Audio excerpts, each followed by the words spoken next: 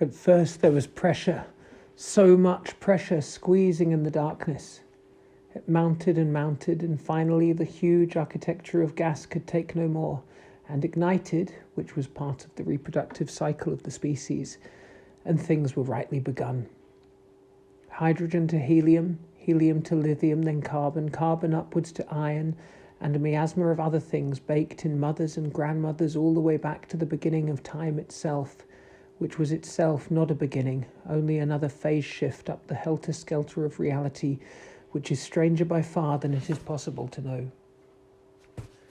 The little sun yawned, stretched out wisps of plasma 1,000,000 miles long, regarded her etiolated body, a system of perhaps a dozen planets, with the first stirrings of consciousness.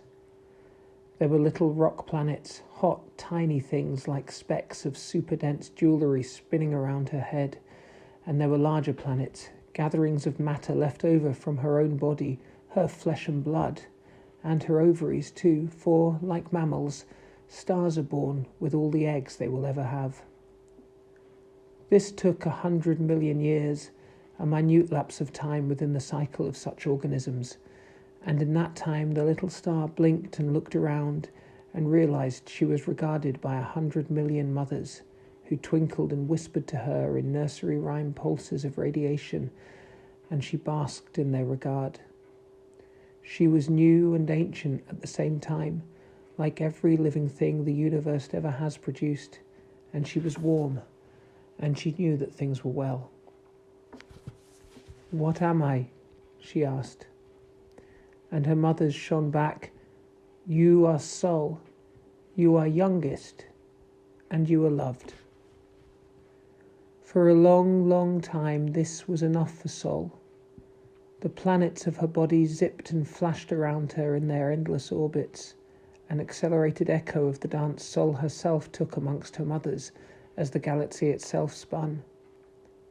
Sol looked up at her 100 million mothers and out at her tiny planets, of which she was immensely proud, though she did not understand their significance, and felt that all was good. But there came a time, 6 or 7 billion years after her birth, when Sol realized her childhood was passing. She was still young and vibrant, and she gloried in the vast substances of her body as they collapsed into themselves, spilling out the light and heat that was life. Yet she sensed that these were finite too, and for the first time she felt the relentless attrition of time as well as its wonder. And when she turned to make an accounting of her mothers, she realized some had gone. "Why are you sad, little daughter?" asked first the closest of her mothers, who knew her best. "I'm sad because I understand now what death is," said Sol, "because I have seen now that many of my mothers have died already, and many more will one day die too. And I have sensed the soul dying in my own body, and I am afraid." First scintillated softly to her daughter a glimmer of laugh and laughter, wrapped in a wave of photons. "Little daughter, it is true. We all must die," she said. "Every living thing must die. It is the price of the heat and the fury, and all things turn to stillness in the far depths of time. But you are young and fresh. You should not dwell on death and stillness. When that time comes, it comes. You cannot stop or stall it. But until it comes, you must live. For now is your time to live, and you do not honour your life by dwelling on death." At this, Sol was much comforted, and the fear of time and death was lifted from her, though not entirely. Many millions of years passed, and Sol was happy. She danced amongst her mothers, delighting in the slow sway of the vast galaxy and her part in it. Then there came a time when Sol happened to be looking at one of her planets, and she realized something had changed. "Oh," she said, upset, for the planet had grown a strange sort of skin, a thin layering of minuscule creatures so tiny as to be ludicrous. She would have thought it funny were it not so strange and alarming. The planet was one of her smallest, a blue-brown rocky thing of which she was rather fond. But now it was coated in a greenish fuzz, and things were quite spoilt. "Oh dear," she cried, and quickly checked her other planets to make sure it wasn't spreading. To her relief, it only seemed to be affecting the one so far. But maybe, she thought, maybe it is a type of infection. Perhaps if I'm not careful, my whole system will catch it. What should I do? I wonder if I could give it a good washing. And she nearly did just that, for it would have been very easy to have stirred up a goodly pillar of fire from the deep, hot caverns within herself, and she was sure she could spit it out and rub the planet until it shone. But Sol was a young woman now, not an impulsive child. So before she acted, she thought she should get some advice. "Mother," she called to First. "Oh, Mother, I need your help." And First called back, though it took Sol a moment to recognize her, because it had been a long, long time since they had last spoken, and her voice had grown strange and weary. "What is it, Sol?" asked First. Her words came strong still, but they came creaking and stained red too, red with the thin stretched light of age. Sol explained what she had found on her little planet, and asked what it was and what she should do about it. When she heard this, First chuckled. "Oh, Sol," said her mother, "it is nothing bad, my girl. It is but life. Life has come to one of your planets. It is a happy thing, for if you nurture it, then it may grow and flourish, and in time, other wonderful things might be possible." "Wonderful things?" Sol wanted to know. "What wonderful things?" But First would not say. "Take care of it, Sol," said First. "Cradle it, and one day, who knows, it might be interesting." Then First trailed off, and Sol thought that her mother sounded strange and not as vibrant as she once had. "Is all well with you, Mother?" Sol asked.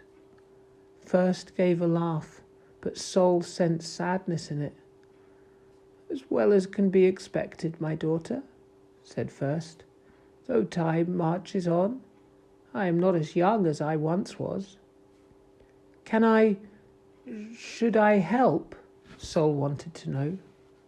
"No, my dear, no," said First. "Oh, bless you for asking. You have better things to do now than seeing to your old mother. Look to your little ones. Look to your planet." So Sol did. The planet was covered in life now, and it was grown very strange. Some of the life was green, and some of it was blue, and all of it seemed very hungry, either for other bits of itself or for Sol's own light, of which she was tremendously proud. Some of the life had legs, and other bits had none. Some of the life stayed where it was, while others of the life darted around as if it had the world to cover and no time to get there. And, most interesting of all, the life was changing. Even as she watched, the life was in constant flux. It was always making more of itself, always changing shape and colour and even nature, so that the things that it could do were constantly new and fascinating. Sol was so engrossed in her new hobby that she was shocked when she heard her mother's voice, calling her softly from across the vastness of space. "Sol," said her mother, and First's voice was so soft and strange that Sol hardly recognized it, and she knew something was wrong. "Mother," she called back. "Mother, what is it?" "It is my time, sweet child," said First. "I am almost used up. Soon I will flicker and fade, and then I will die and rejoin the great darkness." "No," shouted Sol, "that cannot be right." But when she looked at her mother, she saw that the old star was huge and red, and that her light had grown very dim. "It is right," said First, and if there was sadness in her voice, there was no fear. "For I have lived a long life and a happy one, and I have seen many wonderful things, and, most wonderful of all, I have had a daughter." And Sol cried, and her mother cried, and all the stars in the galaxy seemed to dim. "What will I do?" wept Sol. "With you gone, how can I go on?" "You will go on for her," said First, and her voice was now a whisper, a splutter of dying photons as her skin cooled and her core cooled and the heart of the old star failed. "You will go on for your daughter." And then the last part of First's body was gone, and there was nothing more to burn, and her tissues began the long, slow collapse into themselves, and she died. Sol was still for a long, long time. She peered inwards and accounted her own body and reckoned her life and knew that it was passing. She looked up at her mothers and saw that they were passing too. For many were gone now, a great many who she had loved and not noticed their passing, so engrossed had she been in her own little world. She was sad then, but she understood too. This was the way things had to be. Sol looked back to her planet, to her little cradle, and she found to her delight that the life had changed again. A new form was abroad, novel and varied and seemingly clever, at least clever as a mould might be accounted clever. And deep in her soul, Sol knew this was right and that a special time was drawing near. She understood what she must do. She reached out, stretching her mind towards the minuscule creatures, sending out tendrils of influence and suggestion, and the life heard her. Sol could feel them. They moved the universe in the special, tiny way that they were meant to, fulfilling that unique role that her kind had fashioned for theirs long, long ago.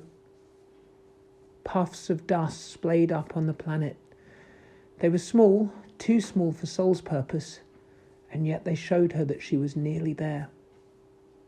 Sol marshalled her will and let it loose in a wave of thought that crashed over the life, and the life understood.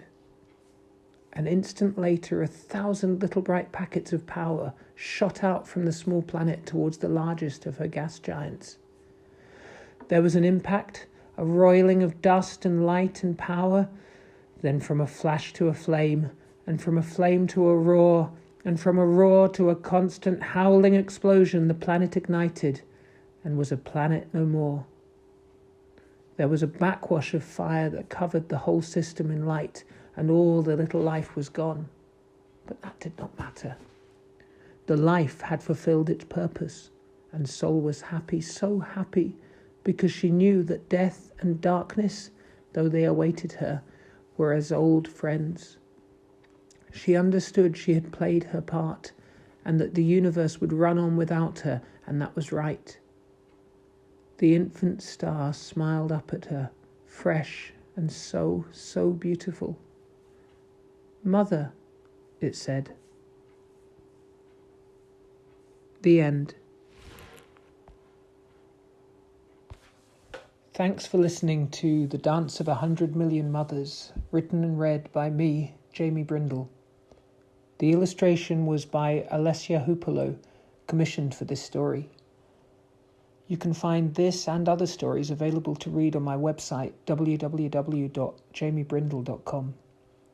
If you want to support the channel, a free way is to like the video and subscribe for more content, and to share anywhere on social media.